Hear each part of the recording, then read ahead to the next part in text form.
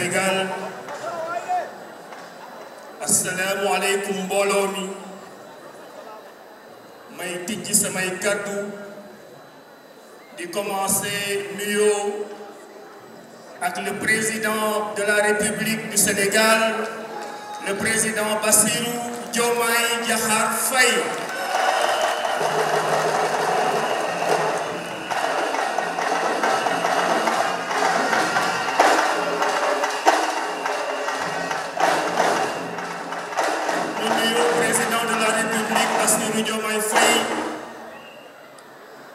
maa ngi nuyu ki nga xam ne moo ko fi teewal tey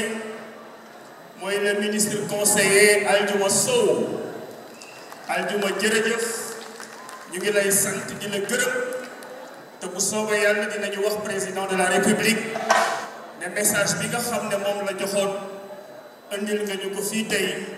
Sénégal jot nañu ci Awalé jot nañu ci Abdourahmane Diouf jot na ci jërëjëf. may sant aussi di gërëm madame Aminata Touré Mimi sama mag sama xarit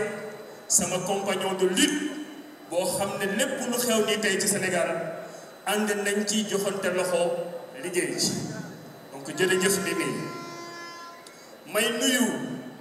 le premier ministre de la République du Sénégal monsieur Ousmane Sonko. di nuyuwaale képp koo xam ne bokk nga ci parti PASTEF nga xam ne le premier ministre moom moo ko jiite. di nuyu le gouvernement du Sénégal commencé ko sur le ministre d'État ak ministre yi nekk ci gouvernement bi ak secrétaire d'État yi nga xam ne ñu ngi nekk ci gouvernement bi te ñoom ñëpp tous les jours ñuy ànd di liggéey pour que le président de la République Diomaye Faye am résultat yi nga xam ne moom la ñuy xaar ci moom. di nuyu di sargal la représentation législative sénégalaise les députés tous les députés du Sénégal Awalé mu ngi leen di nuyu di leen sargal Abdourahmane mu ngi leen di nuyu di leen sargal damay faral di wax ni Sénégal amul mandat impératif bu ñu xesee ba fal li nga doon député Sénégal yépp nga doon député sénégalais bu nekk nga doon député Sénégal yépp ngay liggéeyal donc maa ngi leen di sant di leen gërëm di nuyu seen président El Malick Ndiaye bi nga xam ne bind na ma personnellement pour ne ma ne bëggoon na fi teew waaye dafa am ay gàllankoor yoo xam ni c'est lié à son voyage moo tax mënul ñëw. di nuyu kilifa diine yi nga xam ne tey mënuñu wax république du Sénégal te tudduñu leen lépp lu ñu am ci jàmm lépp lu ñu am ci tawfeex ci kilifa diine yooyu la jóge en partie damay faral di wax ne ñun politiciens yi bu ñu xeexee ba gisatuñu yoon dañuy dellu ci kilifa diine yi ñoom ñooy waxtaan ak ñun tàppe xol yi jubboole ñu pour que Sénégal continue nekk benn donc fépp fu kilifa diine nekk tey mooy bu islam wala bu jàng bi Awalé ak le président Abdourahmane Diouf président du parti Awalé ñu ngi lay tàllal loxo di la nuyu fépp fu kilifa aada nekk muy régulateurs sociaux ñu ngi lay tàllal loxo di la nuyu moo am ci nag ñoo xam ne dañu wane seen bopp tey mooy la première république noire du monde la première république du Sénégal connue comme les Lébou mes amis mes parents les Lébou gis nañ seen taxawaay te nii ngeen koy defee noonu la ko ñëpp di defee ci fan yi ci gannaaw war naa leen rappeler la communauté Oussouye contacté nañ ma pour ne dañu bëgg a waxtaan ak ñun ci jàmm ji nga xam ne moom la ñu yëkkati pour Sénégal doxee noonu. ñu ngi nuyu képp koo xam ne da nga yor parti politique nekk ci opposition Sénégal te mu wóor ñu ne yow njariñu Sénégal rek moo la tax a jóg parce que ñun ñii nekkoon nañ ci opposition te dañu jàpp ne ba ñu nekkee ci opposition ñu nekkoon ci nguur gi gënuñ ñu woon bëgg Sénégal yàlla moo def ñu dëkk boo am nekk dëkk boo xam ne dafa am démocratie tey nga ay suba nga fegal gannaaw suba sa morom ay gannaaw waati suba mu fegal ñuy woo l'opposition à la paix, à l'unité, à la concorde di leen wax ne ku nekk mën nga toog fa nga toog waaye li nga xam ne moom la ñu bokk ñun ñëpp mooy Sénégal yàlla nañu yàlla may ñun ñëpp ñu ànd liggéey pour Sénégal am tawfeex may nuyu mbokk société civile ñi nga xam ne bokkuñu fenn nuruwuñu ko bokk fenn te saa yu Sénégal yëngoo ñu joxe seen xalaat bu Sénégal yënguwul aussi ñu joxe seen xalaat et c'est l'occasion pour moi me remercier panélistes yi nga xam ne ñoo fi toogoon sànq le ministre conseiller wax na ko awale mënul organiser anniversaire bu toy nii te woowu ci ay borom xam-xam ñoo xam ne dañuy ñëw wax ni ñu gisee réew mi borom xam-xam yooyu mooy ñeent ñi nga xam ne ñoo fi nekkoon mooy professeur Djibi Diakhaté professeur Seydina Aliou Ndiaye professeur Gassama ak professeur Abdou Diaw ñoom ñëpp amu ci kenn koo xam ne awale nga bokk amu ci kenn koo xam ne politique nga bokk ngay def dañu leen fi woo pour ñu ñëw waxtaan ak ñun jël seen xam-xam mettre ko au service du Sénégal may nuyu aussi la modératrice sama rak sama sœur Néné Aïcha Ba nga xam ne elle a accepté gentiment de venir modérer di terminer ci remerciement yi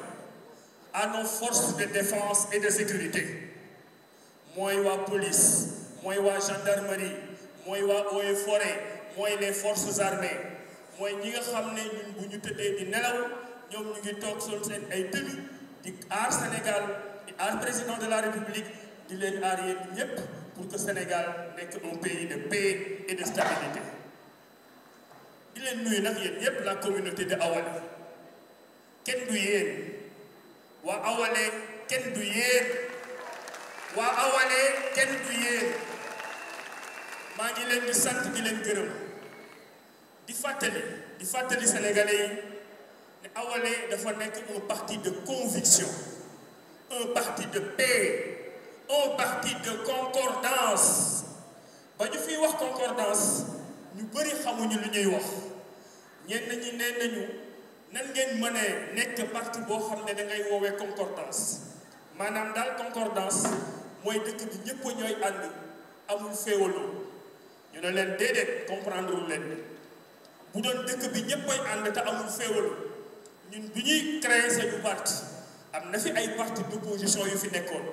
am na parti au pouvoir dafa nekkoon waaye dañu jàpp ne dëkk dafa war a am pouvoir am opposition ku nekk sa gëm-gëm ku nekk jàpp li nga jàpp ku nekk am sa liberté de penser ku nekk am sa force de proposition ñu boole loolu yépp def ko ci benn panier pour mu nekk au service de la République du Sénégal ñun day Awalé loolu la ñu gëm ba ñuy nekk opposition dañuy woote concordance di woote jàmm bu ñu nekkee tey pouvoir dañuy woote concordance di woote jàmm muy nag parcours boo xam ni yombul wan nañ leen ko ci résumé 8 minutes bi nga xam ne moom lañ leen fi wan sànq mën nañ rek ci jukki ci ay poñ bi nga xam ne moo ci ëpp solo te waa Awalé def benn dank jox ñu ndigal mooy ñu liggéey mooy ba mu méttee ba métti ñu war a taxaw dëggal suñu bopp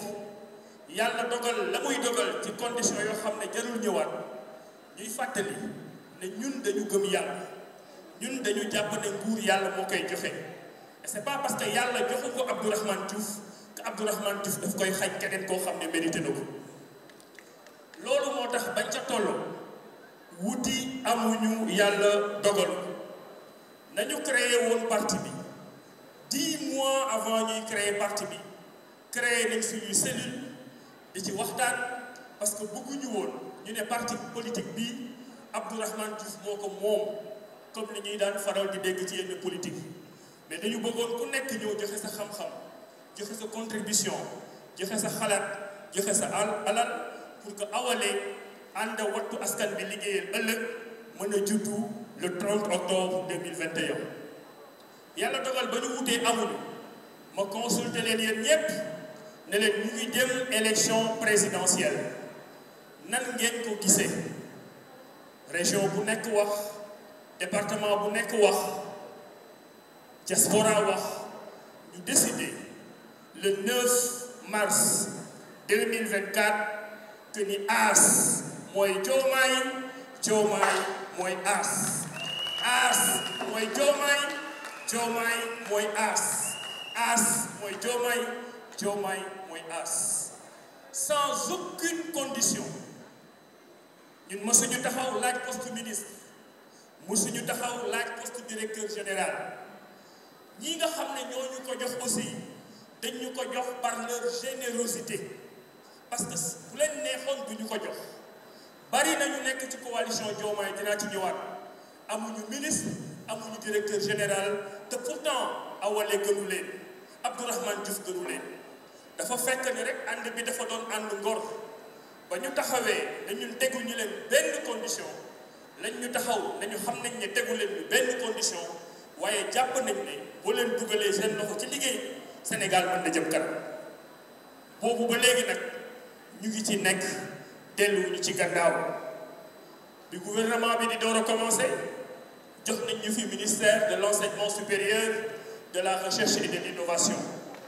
ñu def fa fukki weer ak juróom-ñaar def fa lépp loo xam ne moom la ñu xam moom la ñu mën ñu jëlee ñu foo yóbbu ñu ministère de l'environnement et de la transition écologique ñu ngi ciy jéem lu ñu mën ñun day Awalé ak man ci sama bopp li ñu gëm mooy bu dee danga taxaw da ngay liggéeyal Sénégal waroo taamu fa nga xam ne moom la le président de la République di teg pour nga liggéeyal Sénégal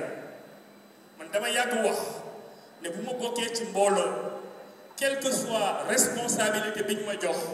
Sénégal yëpp dinañ xam ne responsabilité boobu matal naa ko dama daan sax fanal di tooñ ña ma nekkoon ma ne leen bés boo leen yeewoo ngeen nommé ma responsable des toilettes publiques boo leen yeewoo di ngeen fekk lépp luy duus ci Sénégal dina set parce que dinaa ko jox axam dinaa ko jox jëmmam dinaa ko jox liggéey donc di remercier encore le président de la République ci loolu di wax waa Awalé am ngeen ndam parti boo xam ne tey la am ñeenti at vous êtes dans les 14 régions du Sénégal vous êtes dans la diaspora vous êtes dans les 46 départements vous avez mis des cellules partout et vous continuez à travailler pour l'intérêt supérieur du Sénégal Awalé dafa doon parti boo xam ne dafa am générosité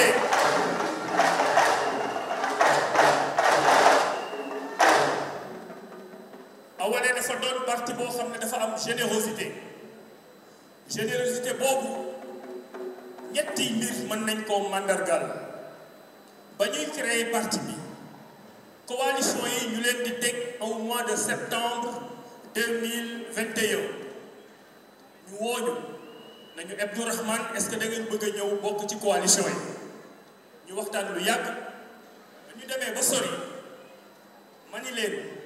suñu parti politique fii ak weer ak genn wàll lay judd xamaguñu sax tur bi mënaguma engagé ci ay coalition élection locale yoo xam ni man ci sama bopp Abdourahmane wóor na ma ne Tëngéej ga ma dëkk yéen leen lu nekk fas yéene wu ma fa nekk candidat pour élection yi nga xam ne ñoo ngi ñëw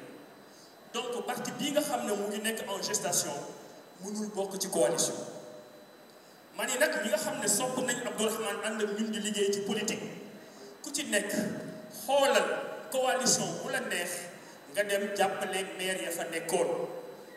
benn exception rek lañ ci amoon mooy ñu ne leen puisque ñun parti d'opposition lañ digaluñu suñu ay militants ñu ànd ak parti au pouvoir bi nga xam ne moo fi nekkoon à l'époque on reste ancré dans l'opposition et on soutient les autres coalitions dans l'opposition pour que l'opposition devienne majoritaire au Sénégal donc Awalé commencé nañ voter ay parti commencé voter ay coalition commencé voter ay maire te juddooguñu muy benn ñaareel bi ñu dem ci élection présidentielle yàlla def li muy def ñu jël ci li ñu am tuuti ci alal jël ci li ñu am ci ay nit te du woon lu ndaw jël ci li ñu am ci xalaat ñëw cotiser ko coalition Diomaye président pour que Diomaye Faye nekk le président de la République du Sénégal muy deuxième fois boo xam ne Awalé dajale na la mu am yépp jël ko cotiser ko koo xam ne bokkuñu parti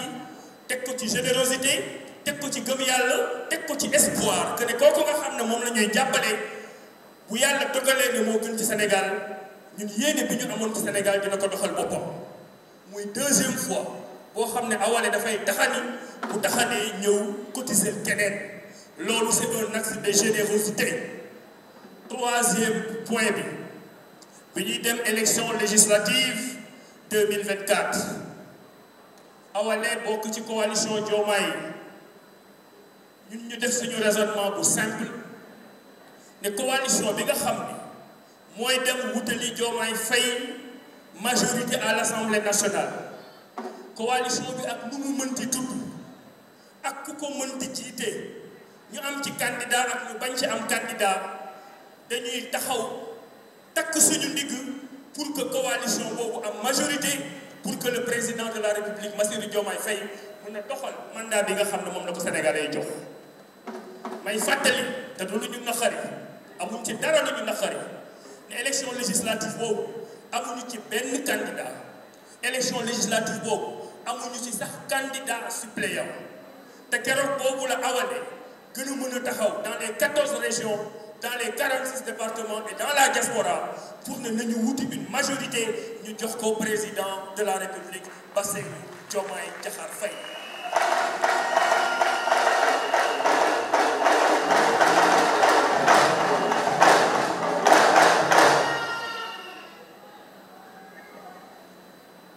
donc yéen Awalé te loolu dama bëgg sénégalais yi jàpp ko dama bëgg sénégalais yi jàpp ko dama bëgg loolu li may wax sénégalais yi jàpp ko ñun ñoo constitué parti politique ñun ñoo am récépissé le 10 juin 2024 ñun ñoo nekk ci 46 départements yi ak 14 régions yi ñun ñoo nekk ci diaspora ñun ñoo nekk ñeenti at ñuy taxan te ba ñu taxanee ba léegi masuñu taxanal suñu bopp loolu dama bëgg sénégalais jàpp ko donc képp koo xam ne da nga yaakaar ni Abdourahmane dafay waxal boppam wala Abdourahmane dafay taxawal boppam wala Abdourahmane dafay taxanal boppam pour wut lu mu amal boppam juum nga dañu ko jàppe kenn parce que ba ñuy taxani di wut ba léegi musuñu sànnil carte suñu bopp ñeneen rek la ñuy sànnil carte parce que dañu jàpp ne ñeneen ñooñu ñooy ñun dañu jàpp ne as mooy Diomaye Diomaye mooy as moo tax ñu continuer di liggéey boobu te loolu ci la ñuy continuer donc jaaraama Awalé bi ñu duggee ci pouvoir ñu ngi fiy def lu ñu mën gouvernement bi ñu nekk Diomaye Faye jiite ko premier ministre Ousmane Sonko nekk ci liggéey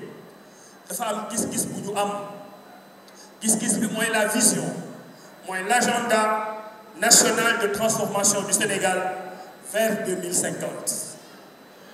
mooy le master plan de 10 ans bi nga xam ne teg nañ ko mettre nañ ko en place mooy le plan quinquennal bi nga xam ne moom la ñuy démarrer mu nekk loo xam ne gouvernement bi daf ci waxtaan ñépp d'accord ci ñun Awalé ñu jël suñuy programme ak suñuy xalaat teg ko de côté ne lii nga xam ne moom le gouvernement woote ñun ci la ñuy tënku ci la ñuy liggéey pour que Sénégal mën a jëm kanam boobu ba léegi nag ñu ngi ci parce que gis nañ ne ki nga xam ne moo jiite liggéey boobu yépp mooy le président de la République daanaka vision yi mu am daanaka ni mu gisee doxalinu réew ñun day noonu la ñu gisee doxalinu réew tey muy secteur privé li ñu ci xalaat bind nañ ko ci ay téere xam ngeen ko muy agriculture mbay mi liñ ci xalaat bind ko ci ay téere xam ngeen ko muy pétrole muy gaz muy lépp loo xam ne dafay ñoŋal réew xam ngeen li ñu xalaat ñun waa Awalé bind ko ci ay téere jébbal ko président de la République loolu yëpp nag boo koy tënk mooy mbirum souveraineté bi nga xam ne moom lañ doon wax sànq borom kàngam yi wax ci lu rëy loo xam ne soxlawul ma suuf ci lenn rek laa ciy insister mooy ñun day dañu bëgg a doon un pays souverain dañu bëgg a doon réew moo xam ne dañu bëgg moom suñu bopp te ci la ñuy liggéey waaye nag contrairement ak ñi nga xam ne dañuy xalaat lu ñu xalaat ñun mësuñu taxaw wax président Diomaye Faye mësul taxaw wax ne souveraineté mooy damay nekk ci biir Sénégal tëj samay miir man rek ma nekk di dund te xalaatu faalew ma li nga xam ne moo nekk à l'extérieur jiit bu am xel du xalaate noonu te suñu gouvernement xalaatewul noonu dafa fekk kay ne dañu gëm suñu bopp dañu bëgg suñu bopp dañu jàppane suñu tailleur yi dañ leen war a dooleel suñu baykat yi dañ leen war a dooleel képp koo xam ne suñu pêcheurs yi maa ngi leen di nuyu dañ leen war a dooleel suñu sàmmkat yi dañ leen war a dooleel boo doolelee sa bopp ci li nga mënal sa bopp ba yàlla suturaal la li nga xam ne mënoo ko nga dem jéggaani te boo koy jéggaani nag tekkiwul ne da nga koy jéggaani benn at juróomi at fukki at téeméeri at moment ba nga koy jéggaani da ngay fexe nga man defar loolu nga xam ne amoo ko de yaa ngi koy jéggaani loolu moo tax bu ñuy yegg 2050 comme ni ko président Diomaye Faye bëggee di nga am loo mënal sa bopp ñëpp nangu ne yow yaa ko moom mais dina am aussi loo xam ne ñenn ñu ñoo ci rawoon te tey raw nga leen dab nga leen ba raw leen donc souveraineté boobu c'est l'un des piliers fondamentaux de la vision du président Diomaye Faye te ñu awale loolu la ci liggéey ma jëm ci coalition Diomaye ak politique coalition Diomaye kenn mënu leen fay bu ma sañoon ngeen tàccu seen bopp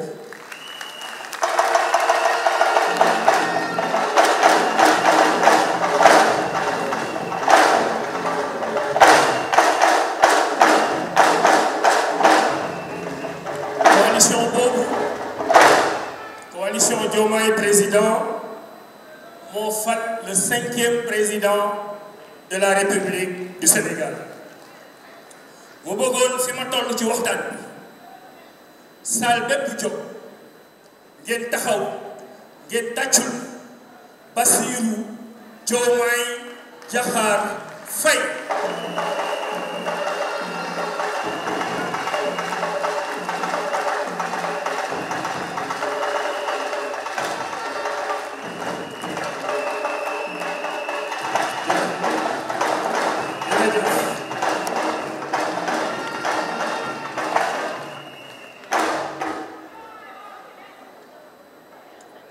dafa bokk ci sama culture politique nangul nit li nga xam ne moom la ko yàlla jox ak li ko yàlla may Diomaye s'il peut permettre cette familiarité est arrivé au pouvoir jeune très très jeune 44 ans c'est moins que le président Abdou Diouf qui est arrivé au pouvoir en 1981 à 45 ans Senghor ba mu liggéeyee ba jàpp ni moom sonn na mënatul dafay wuti ku ko remplacer 74 ans la amoon juróom-ñaar fukki at ak ñeent ak yooyu nga xam ne moom la Senghor am ba ni sonn na bàyyi na ak yooyu mooy 74 ans moom la président Abdoulaye Wade am di démarrer loolu mooy wane àdduna le président Macky Sall est arrivé au pouvoir jeune, relativement jeune, mais un peu plus âgé que le président Diomaye Faye. Donc Diomaye est arrivé très jeune, mais Diomaye est arrivé très mûr, Diomaye est arrivé très mature, Diomaye est arrivé responsable et il est arrivé très très très responsable. Ba ñu defee une semaine ci gouvernement nekk ci koor gi laa def émission ne leen gën leen ko bàyyi xel parce que kuy déglu la ku gën a ku neex a ku xel mi neex ci comprendre li ñu koy expliquer la te dina gën a surprendre sénégalais yi ni ñuy gën a avancer boobu ba nag loolu lañ nekk ñu fas yéene ko jàppale ci loolu mais on ne peut pas gouverner seul la preuve parti bi nga xam ne moom la Diomaye bokk muy Pastef mes amis de Pastef maa ngi leen di nuyu di leen sargal di rafetal liggéey bi nga xam ne def ngeen ko ci Sénégal waaye nag di fàttali ne on ne peut pas gouverner seul on ne peut pas gouverner un pays comme le Sénégal seul ñi nga xam ne dañu may lire may bind dafa am loo xam ne yàgg naa ko théoriser mooy la légitimité principale et les légitimités secondaires légitimité principale mooy yow li nga moomal sa bopp li Diomaye Faye moomal boppam li Pastef moomal boppam waaye loolu mënul doy parce que di nga am benn Mimi Touré boo xam ni Pastef doyul comme Pastef waaye am nañu bëgg Mimi Touré am nañu fonk Mimi Touré ba nga xam ne fu leen Mimi Touré joxoñ fa la ñuy dem bu leen Mimi Touré joxoñee Diomaye Faye dañuy dem jàppale Diomaye Faye Abdourahmane Diouf mel noonu am ay nitam am ay mbokkam am ay am di jàmmam am ay militants yoo xam ne ñoo koy jàppale lu mu néew loo andi ci coalition bi nañu jàpp ne loolu yow moom nga taxal en tant que légitimité secondaire indil ko la légitimité principale ñi nekk ci Diomaye président moo xam mouvement la ñu yor moo xam ak individualité la ñu yor kenn waru leen xeeb parce que bu dee benn carte indil nañ ko coalition bi pour que Diomaye Faye mën a nekk président de la République ànd bu rafete noonu nag ànd bu neexee noonu nag ànd boo xam ne fexe ngeen ba fal un président de la République dañuy fexe mu gën a taxaw dañuy fexe mu gën a ñoñ pour que suñu président de la République réussir parce que tey bu Diomaye Faye échoué Abdourahmane Diouf dafa échoué bu Diomaye Faye échoué Pastef dafa échoué Awale dafa échoué coalition Diomaye dafa échoué loolu mooy dëgg moo tax ku ñuy fekk ci bëgg la Diomaye jàppale ko ci liggéey yàlla na lay yàlla tàppeel sa xol ba nga mën ñu fekk ci li nga xam ne moom la ñuy liggéey coalition boobu ñu appel bi ñuy lancé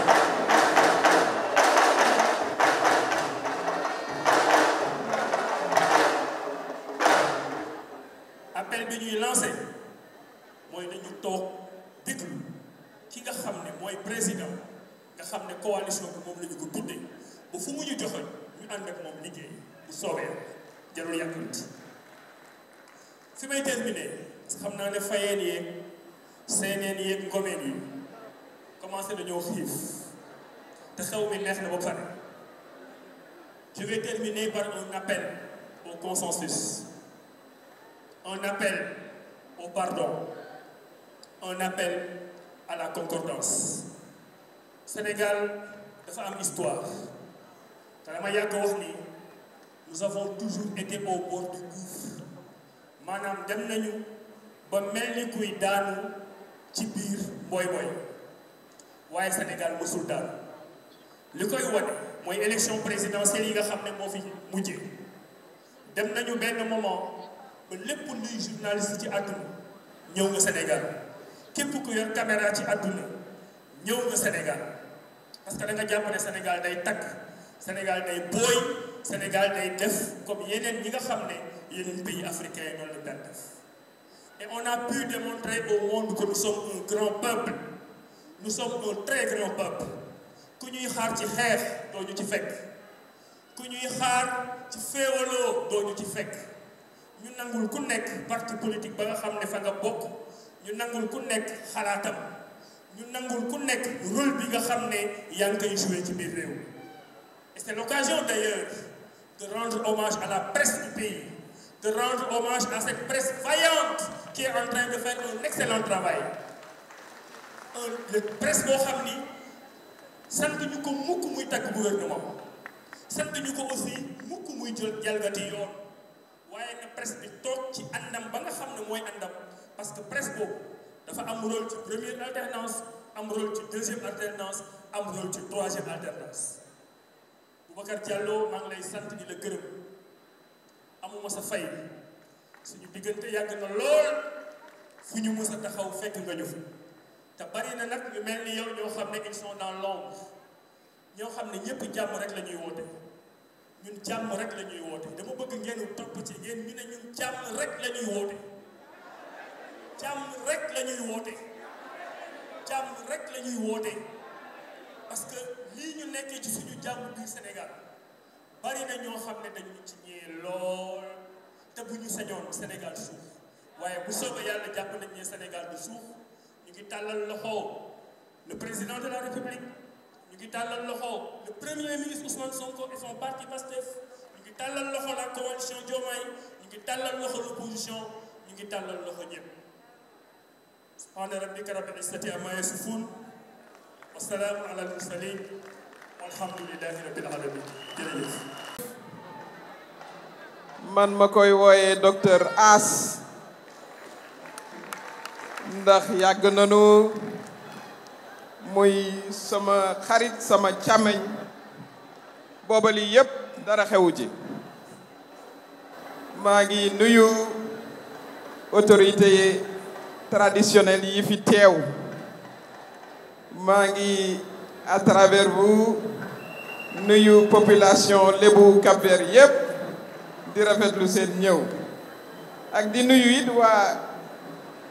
Lébu Njaay ñi nga xam ne ñoom ñoo nga ca Colobane ñooy soowee mbokk ndax Sénégal ñépp benn lañu. Abdourahmane am na kontante yëpp wuy si la ci sa invitation bi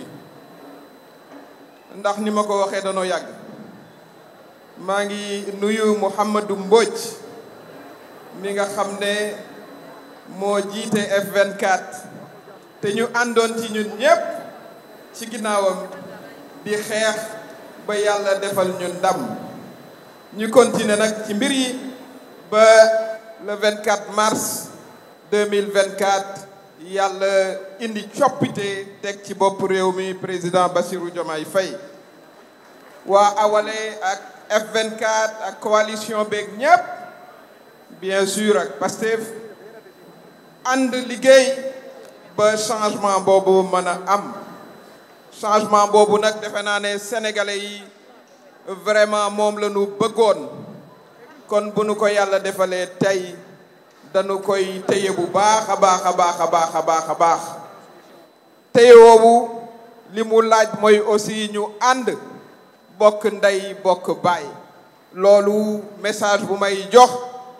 képp koo xam ne kii liggéeyoon nga xeexoon nga pour changement boobu am pour que Sénégal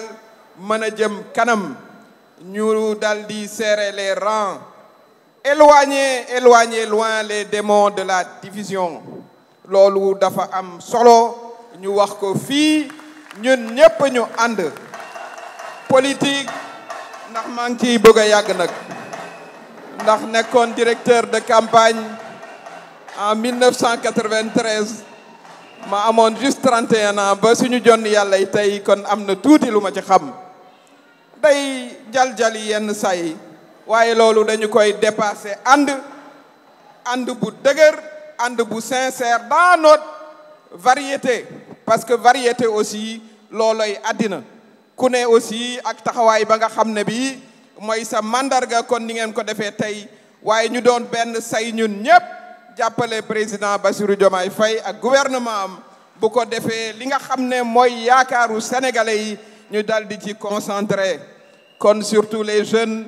lay woo ci loolu ñu doon benn ñun ñi nga xam ne ñooy mag ñi aussi vraiment ñu dal di cultiver loolu fexe ba sunu responsable yi ànd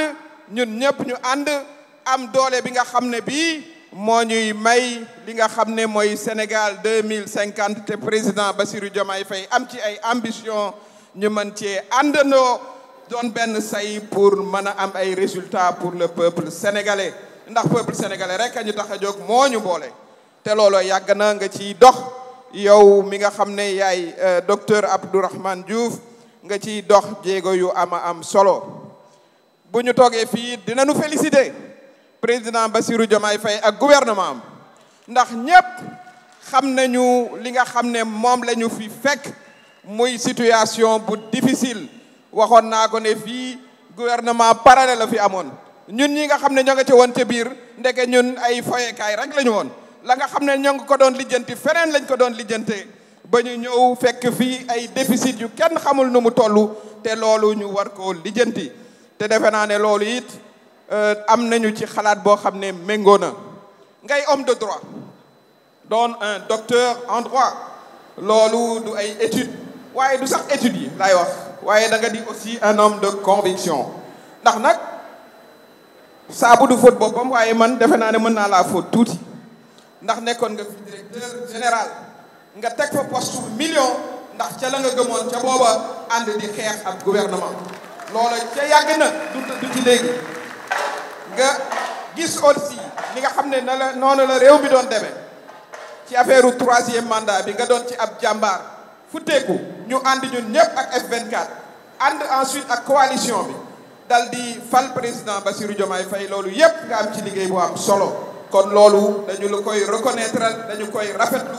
moo tax ñu sawar a tey ñëw aussi vraiment témoigner la non seulement suñu amitié mais suñu reconnaissance ci sa parcours ñu ngi la ci sant bu baax di woo aussi intellectuels yi nga xam ne ñoo mel ni yow ndax nag defe naa ne mënoon ngaa demal sa bopp ndax année yi yëpp Genève nga dëkk sa famille nekk Genève ba dëkk bu bakkane la wax dëgg yàlla nga am fa sa teraanga waaye teg lépp dal di ñëw ne da ngay liggéeyal Sénégal dans l'opposition à l'époque nga xam ne ay métit ak i jafe-jafe rek a ci newoon ba yàlla may ñu ndam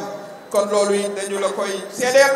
wax ne vraiment war nañoo ñun ñëpp vraiment def effort ci suñu bopp wax naa ko ndax divergence mënta ñàkk fa ngay sëyee sax divergence dafay am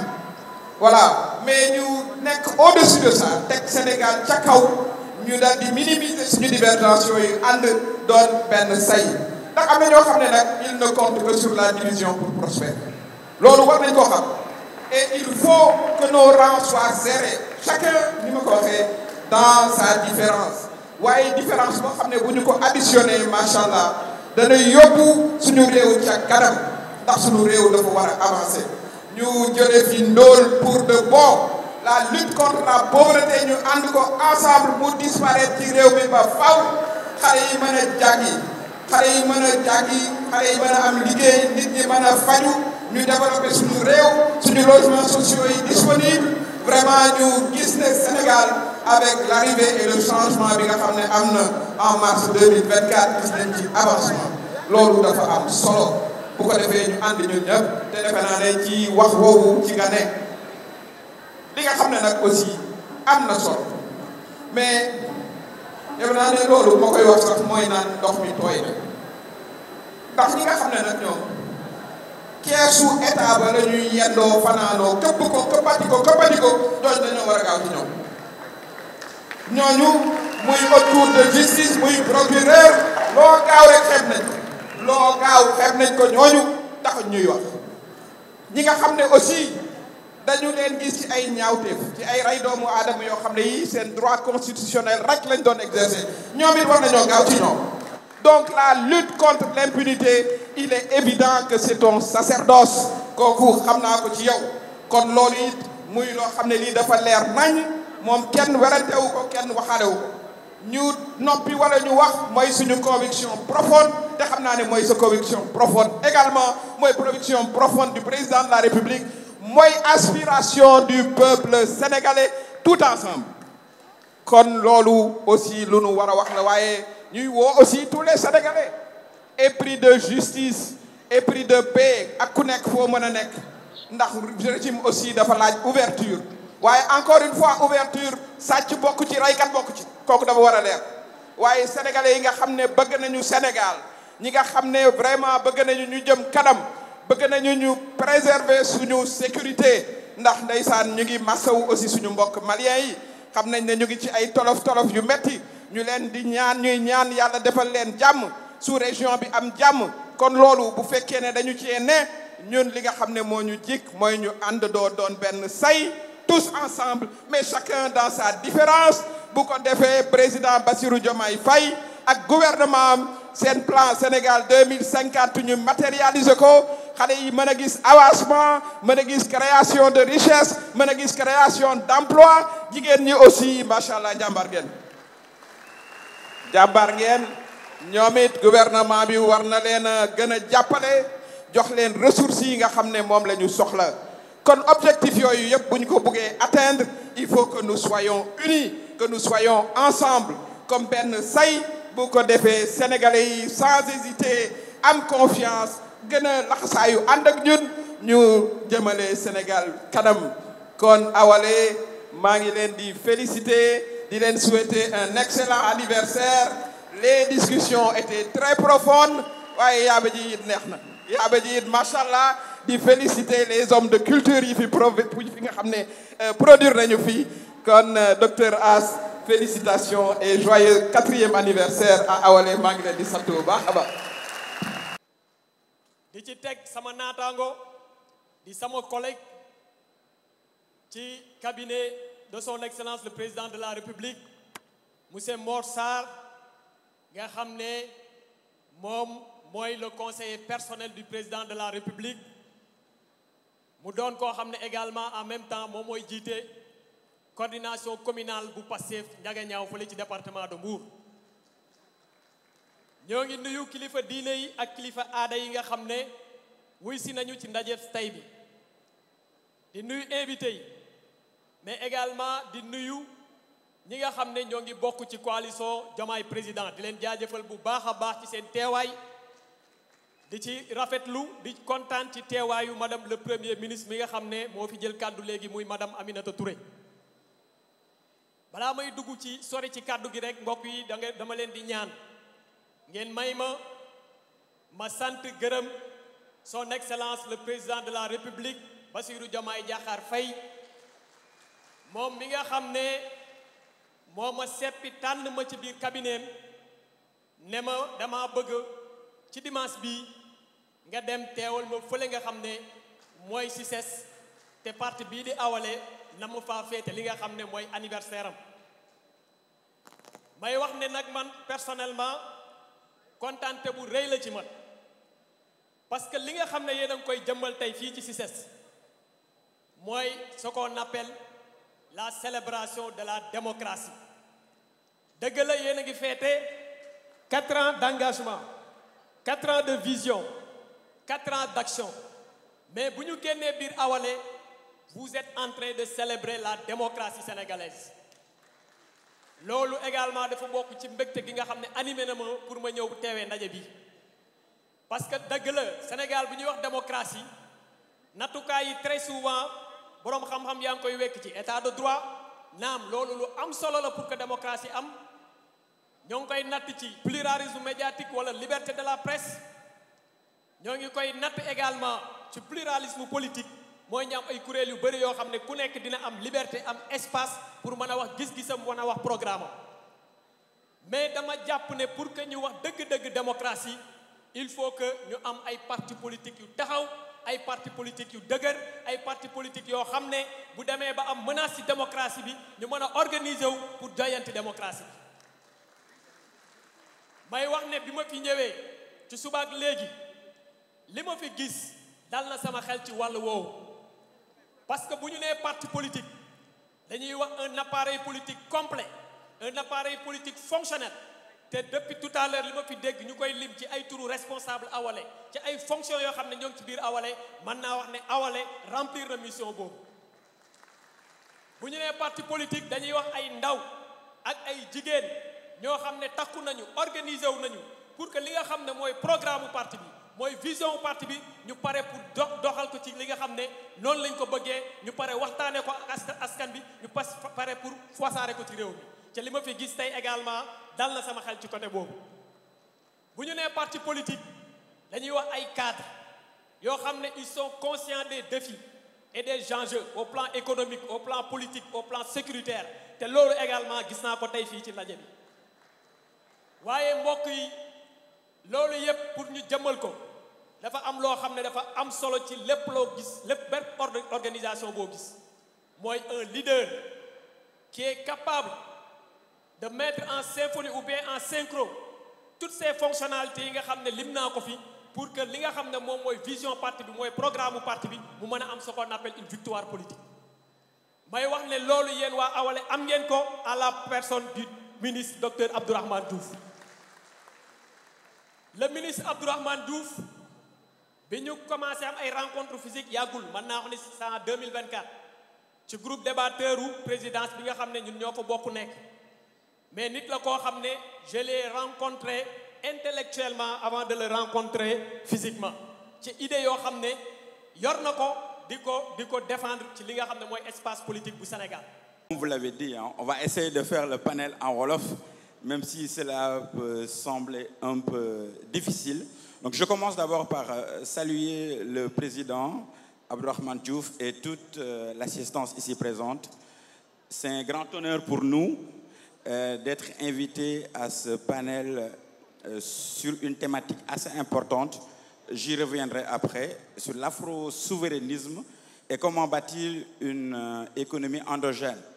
D'entrée, je voudrais remercier le parti Awalé, surtout pour cette générosité intellectuelle. Parce qu'on sait qu'actuellement, l'Afrique est à la croisée des chemins et le développement ne peut être fait que par la tête et non par le cœur.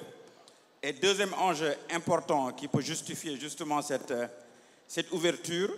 on sait que l'Afrique fait face à ce que nous autres économistes appelons le dividende démographique. 7 Africains sur 10 sont des jeunes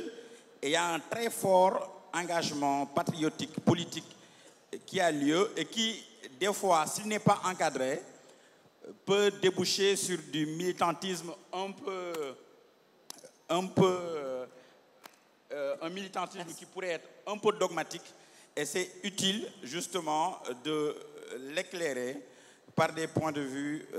assez innovants. Donc je suis très heureux de partager ce panel avec des collègues économistes qui sont brillants et avec aussi le professeur Diakhaté. Maintenant, concernant la thématique,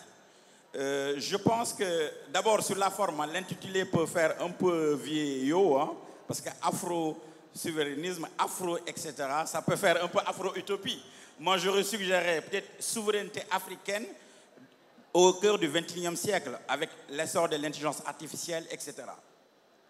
Je pense que dans la réflexion,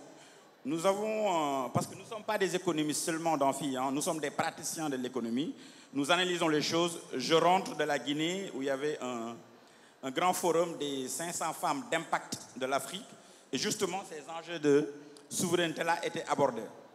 Man, ni ma jàppee souveraineté africaine, surtout dama ko teg ci ñetti keno benn trépied la boo xam ne yaakaar naa ci Afrique fi mu toll nii foofu lañ mën a bâtir souveraineté africaine. te damay jël exemple d'abord en partant de la très riche production intellectuelle que le président Abdourahmane Diouf a faite, parce qu'on se rappelle qu'il y a 2 ans publié une série de 11 livres, hein, surtout pour exprimer un peu sa vision et surtout sa doctrine.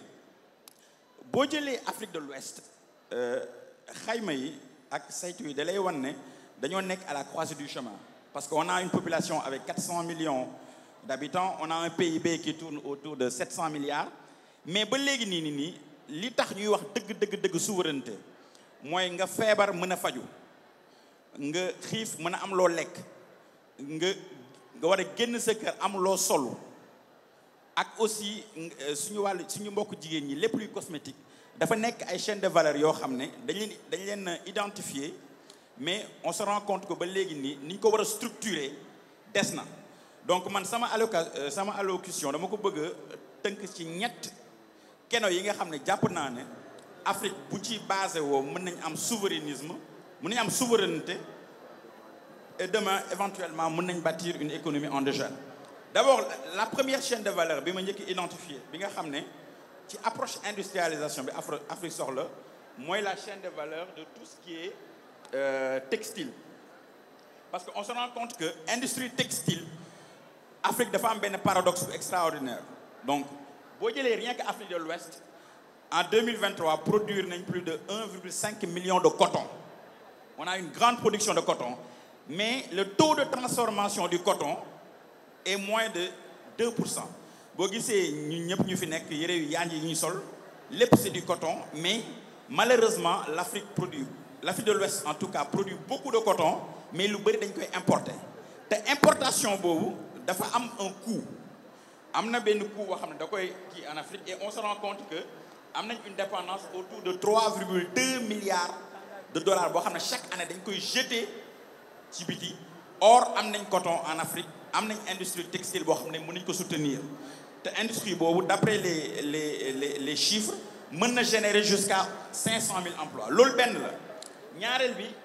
chaîne de valeur bu muy identifier mooy chaîne de valeur bi nekk ci wàllu cosmétique. boo jëlee lépp lu soxna yi di soxla comme maquillage, comme diw. Par exemple, prenons l'exemple du beurre de karité. Karité nekk na benn produit boo xam ne c'est très demandé sur le marché de la cosmétique mondiale, et la provenance c'est ici en Afrique de l'Ouest. Mais on se rend compte que par manque d'harmonisation, de labellisation, de R&D et de tous ces aspects-là, ba léegi nii on a encore une production brute, et tout ce qui est produit fini, ça vient de l'étranger, et c'est un marché sur plusieurs milliards. Troisième chaîne de valeur bi nga xam ne c'est aussi important, je pense que ñëpp dégg nañ ko, mooy chaîne de valeur agroalimentaire, parce que suñu dëkk yi lépp am na fi, meññeenteef yëpp am na fi, muy céréales, muy légumes, muy fruits, lépp am na fi, mais ba léegi nii on se rend compte que li ñuy importe ci li ñuy dundee dafa bëri lool. Je prends un exemple, temps yi ñu koy wax mooy ceeb bi. Il y a même actuellement des milliers de tonnes de riz yi nekk ci vallée bi te ñu ngi yàqu foofu te ñun yàlla dimbal nañu suñu liggéey nekk nañ expert ay projet Banque mondiale. On s'est rendu compte que Afrique surtout Sénégal boo jëlee département mel ni département Podor nga xam ne c'est un grand grenier agricole bu ñu les pertes post récolte mooy bu ñu bayee ba pare ci wàllu ceeb wala soble wala même meew bi wala même la viande sur les 4 produits ASPH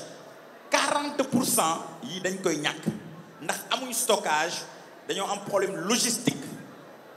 te actuellement nii au moment où on parle Sénégal boo demee côté Podor il y a plus de 60 000 tonnes de riz qui sont en train d'être perdues donc chaîne de valeur agricole bi ak logistique bi ñu ci war a teg war na tax de telle sorte que mun nañ ci sukkandiku pour mu nekk suñu souveraineté parce que souveraineté ci ni ma ko jàppee mooy xiif mën a lekk feebar faju war a génn am loo warmalee sa bopp ci wàllu yére ak aussi tout ce qui est volet cosmétique donc troisième chaîne de valeur mooy tout ce qui est agroalimentaire et la quatrième mooy la chaîne de valeur de la pharmaceutique parce que Afrique xam nañ ne am nañ une pharmacopée bu am solo mais malheureusement presque 90 à 95% suñu produits pharmaceutiques yëpp dañ koy importer et si je veux vraiment que ñu comprendre importance su souveraineté back to basic mooy nit lan la soxla pour que ñu mën a bâtir une économie souveraine mooy feebar faju mën a am loo suturloo loo lekk ak loo naan mën a am loo woddoo boo waree génn ndax doomu aadama loolu moo ko différencier ak bàyyi ma ak aussi mën a am tout ce qui est industriel donc ça c'est le premier pilier le deuxième pilier c'est une analyse stratégique boo xam ne dañ ko confronter à la réalité xam ne conférence de Berlin ba ñuy séparer Afrique dañoo def ay frontières artificielles yoo xam ne boo jëlee Afrique de l'Ouest par exemple tous les pays côtiers yi jege côte bi ils font moins de 200 000 km². Or les pays de l'interland yi am les très grandes surfaces ak la très grande base de capacité productive c'est des pays qui font 1 million de km². Par exemple le Mali dont on voit qu'il est en train de s'effondrer sur lui-même et c'est un grand risque macroéconomique sur le Sénégal. Donc il faut réfléchir à ce que ñu am une dynamique d'intégration logistique au niveau de l'Afrique de l'Ouest avec les pays de la côte yi nga xam ne mën nañ nekk ay porte d'entrée logistique notamment dans le domaine portuaire ak aussi pays yi nga xam ne mooy pays de l'interland yi nga xam ne mën nañ def production céréalière muy pharmaceutique muy agroalimentaire et cetera pour que ñu am benn lëkkaloo entre les pays africains pour que ñu mën a am un marché qui est bien et loolu dans ce sens il y a la ZLECAf qui est un premier outil et justement l'idée c'est de l'opérationnaliser assez vite pour ñu mën a bâtir une souveraineté sur ces 4 chaînes de valeur là et je termine par le dernier pilier qui de mon point de vue est un pilier extrêmement important et développé nañ ko ci ay think tank notamment au sein du cabinet royal du Maroc et ça a été repris par les plus grands centres de recherche mooy on peut être dans une affirmation monétaire parce que simplement le stock d'or qu'on a en Afrique de l'Ouest ça tourne autour de 250 à 270 tonnes. Or il se trouve que ce qui permet de garantir la monnaie franc CFA entre autres c'est l'or qu'on a déposé au sein d'une banque comme la Banque de France et on est autour de 70 etc. Donc mën nañu xalaat comment bâtir une souveraineté monétaire par une affirmation monétaire en mettant en place un fonds monétaire ouest-africain basé sur ces matières stratégiques. Je veux parler de l'or, du zirconium, du cuivre, du titane, etc. de toutes ces matières premières extrêmement stratégiques, du cobalt, du lithium et de tous ces actifs-là yi nga xam ne actifs yu am solo la yoo xam ne ce n'est pas lié à l'économie dirigiste ou dirigée des années 80, c'est vraiment ce qui se fait actuellement à l'économie pour am une vraie souveraineté boo xam ne dañ koy baser sur quelque chose de très solide et quelque chose boo xam ne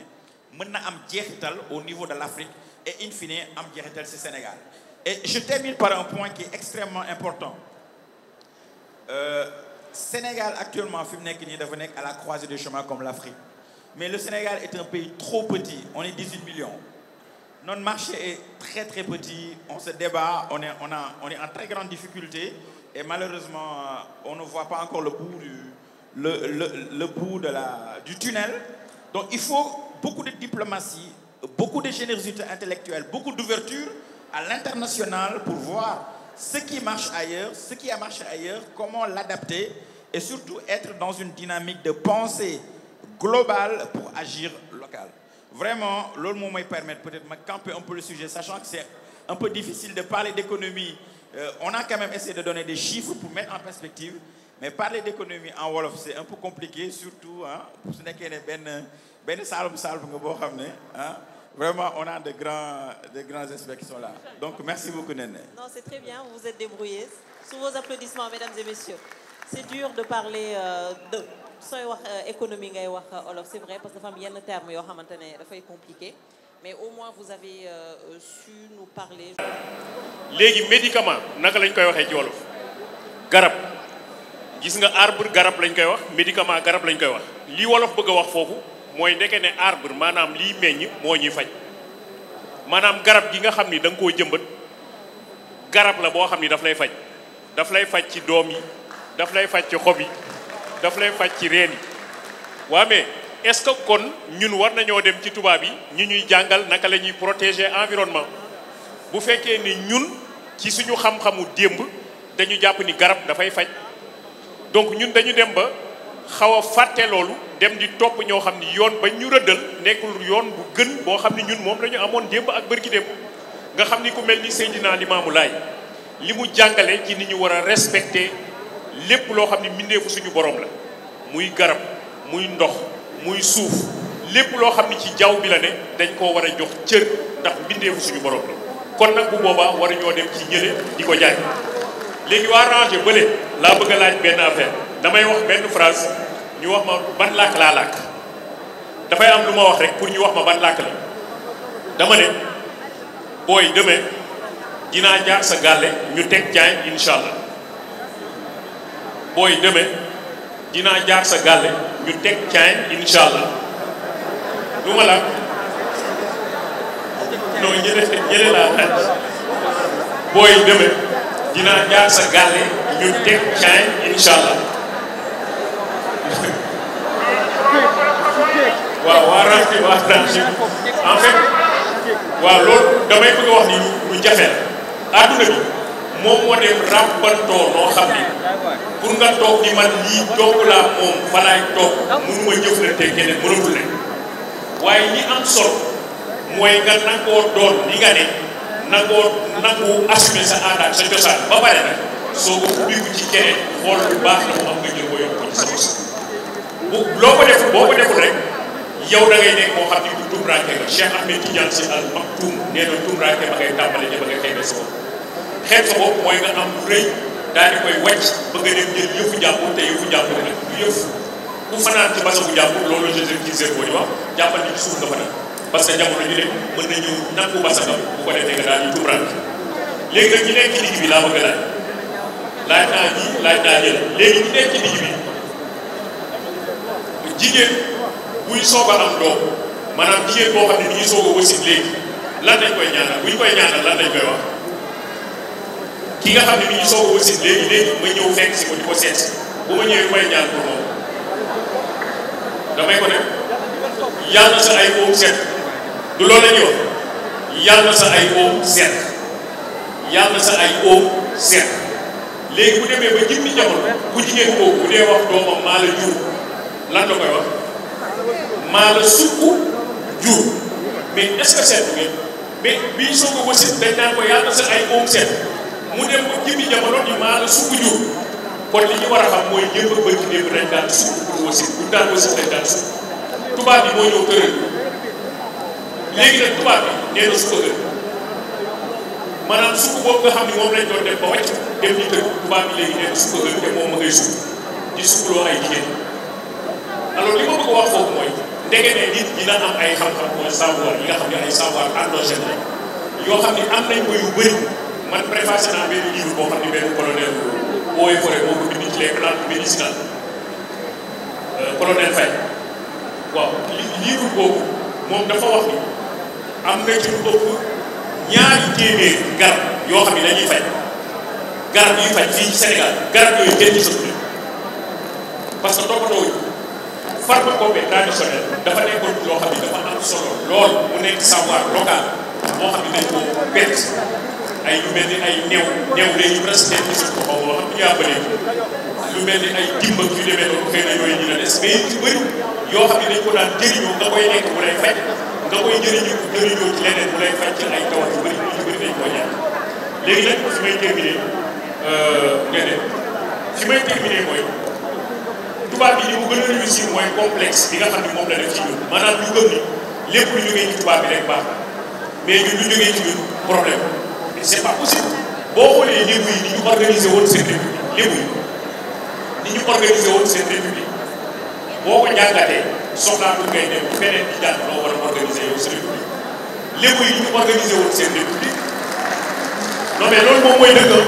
ni ñu organisé woon seen république boo ko jàngatee bu baax a baax dem soxlawul ngay demati feneen naan maa ngi jàng man naka laay organiser sama république parce que organisé woon nañ ko noo xamante si nii ku ci nekk cër ba nga war a am dinañ la ko jox ba mu mën sëb damay dellu ci bool kenn dinañ jox xoolal bool bi nga xam ne moom lañ doon añee doon ko rey dañuy taaj bool bi du noonu lañ daan def bu soxna si ñëwee taaj bool bi ñu ni ñëpp nañu toog bu jekk tiim bool mais bool boobu mooy penc bi ñu bokk ñun ñëpp nañu toog tiim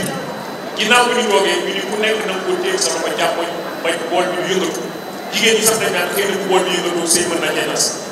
waaw bool boobu comme penc bi ñu bokk la ku ci nekk na nga ko téye sa loxo jàppoñ ba penc bi du yëngatu ba société bi du yëngatu société bi na daal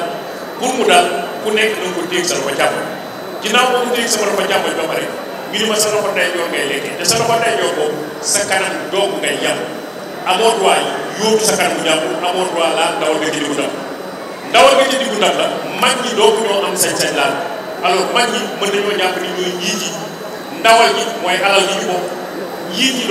doogu ñoo am sañ-sañ laal alal bi ñu bokk parce que alal bi mooy ndawal nga nekk ci diggu ndab waaye amul benn njiit bu am droit jël ndawal boobu teg ko ci kanam da koy bàyyi ca diggu bool ba pare nag gone yi nga xam ne ña nga ca ndab la ku nekk mu dagg tegal la ci sa kanam mooy alal bi ñu bokk nañu fexe ba ku ci nekk fa nga ne ñu dagg tuuti tegal la ci sa kanam nga benn mais organisation bi si niveau maanaam loolu ñu organisé woon répartition yooyu dafa nekk loo xam ne ay savoir la ay jëf la mais nag dañ koo daataanul dañ ko war a daataane jàng ci lañ ca war a jàng je crois que buñ ko jàngee bu baax a baax a baax wax dëgg yàlla ci naan foo mën ci toog ndam jàpp ko ba du yëngu société ba nga bokk war ngaa góorgóorlu ba société boobu du yëngu parce que foo toll yaa ngi koy téye war a téye maa ngi leen di gërëm di leen sant. Merci professeur. ci invitation bi je pense que pour mucc si du yomb parce que ni ma ko waxee léegi tey la yàlla dogal ma am occasion répondre à son invitation di wax ne docteur Abdourahmane Diouf peut-être damay permettre rek sur première rencontre je pense que ça fait plus de 10 ans autour d'un plateau de la TFM kuy wax ci wàllu économie bokk na si ñoo xamante ni moom mooy wax nga déglu am loo si taataane jëfe ko du si njëriñ may ñaan ñu déglu bu baax a baax a baax parce que bu ñu xoolee ñi nga xamante ni ñoo nekk si panel bi ay voix autorisées lañ si wàllu koom ak si wàllu sociologie doyen Djibi Diakhaté je pense que tey bokk na si ñi nga xamante ni dañu démystifier la sociologie ou bien même contribuer à la vulgarisation xam lan mooy sociologie ak société du Sénégal lan lay doxee sama beneen naataango bi nga xamante ni mooy Aliou Ndiaye Seydina wax si wàllu économie tey bokk na si ñuy gën a xeltu si wàllu banque si wàllu développement sans terminer avec mon collègue Mor Gassama di sama mbokk Jolof aussi nekk ko xamante ni xel bu set la si wàllu koom thème bi nga xamante ni moo ñu réunir tey muy wàllu afro-souverainisme ak économie endogène la ligne de démarcation est très faible ou bien même c'est un piège qui nous est tendu parce que en 2019 2019 bi muy nekkee CIS directeur exécutif am lu solo lu mu waxoon mu ne ñun bokkuñu nekk ay wagon dañuy bokk ay locomotive. je pense que docteur loolu yaa ko waxoon lu bëggoon wax foofu mooy lu ñu tuddee wàllu marché public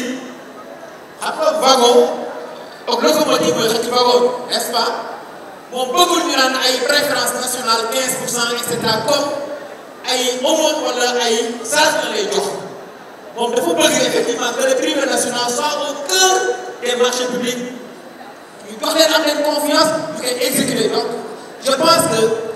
cet appel au souverainisme ne date pas d'aujourd'hui et là je peux le témoigner maintenant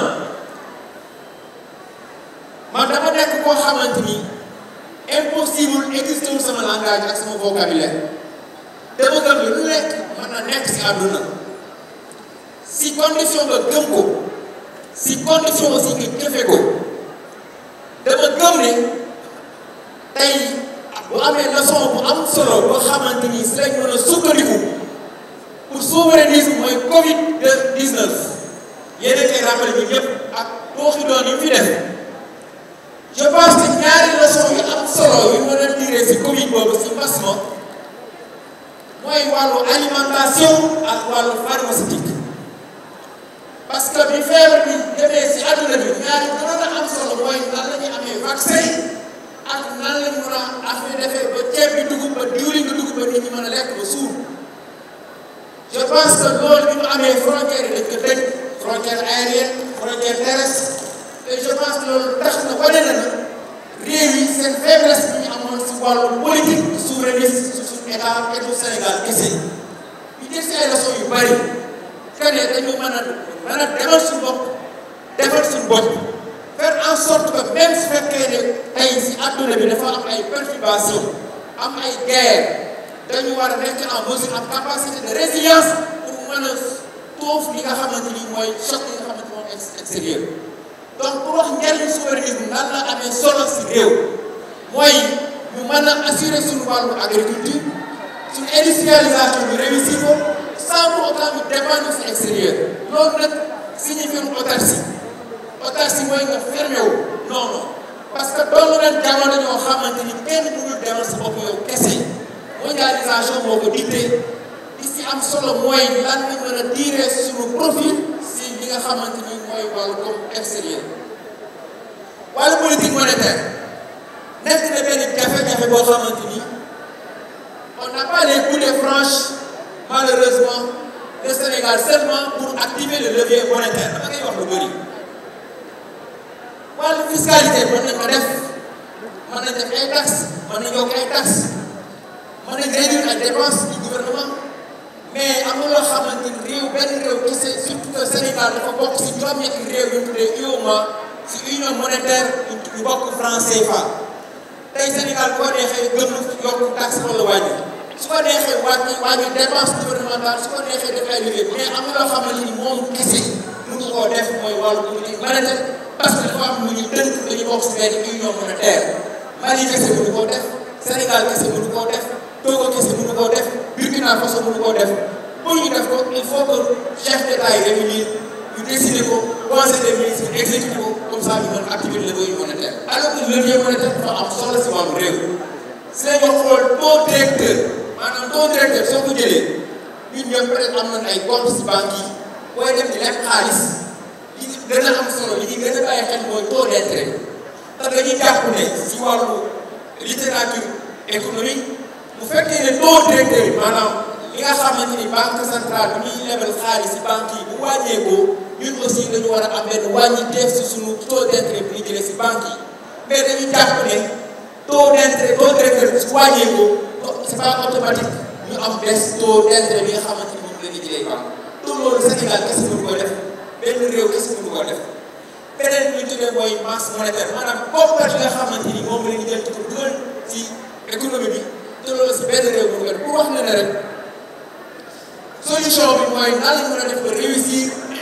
monnaie unique bi nga xamante ni mooy éco boo xamante ni incha allah dañu jàpp ne pays CEDEAO moo koy bokk te loolu su amee mooy doon plus de marge en tout cas par rapport effectivement au franc CFA beneen bi mooy ñu xool nan la ñu instituer un débat boo xamante ni tey réew yi nga xamante ni ñoo seq parce que français fa juróom-ñetti réew ñoo ko seq si biir UEMOA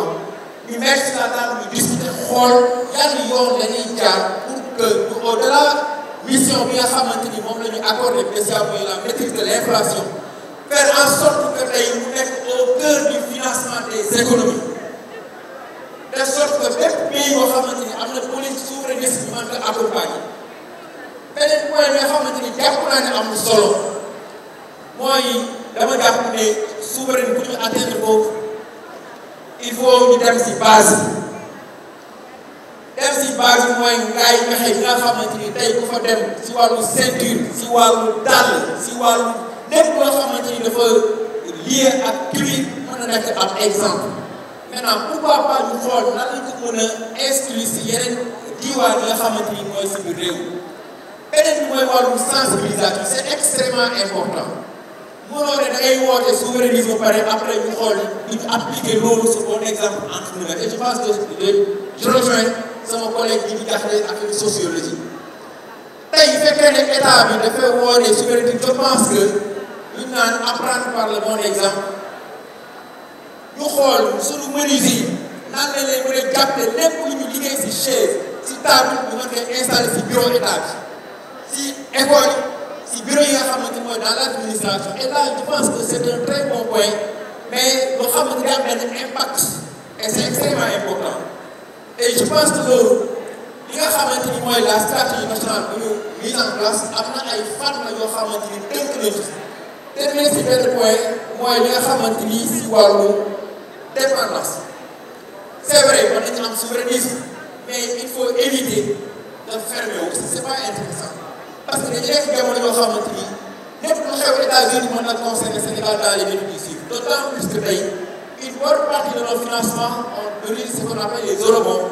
yi nga xamante ni peut-être c'est coté sur les marchés internationaux su amee perturbation à l'international ñun mën nañ ci biir conséquence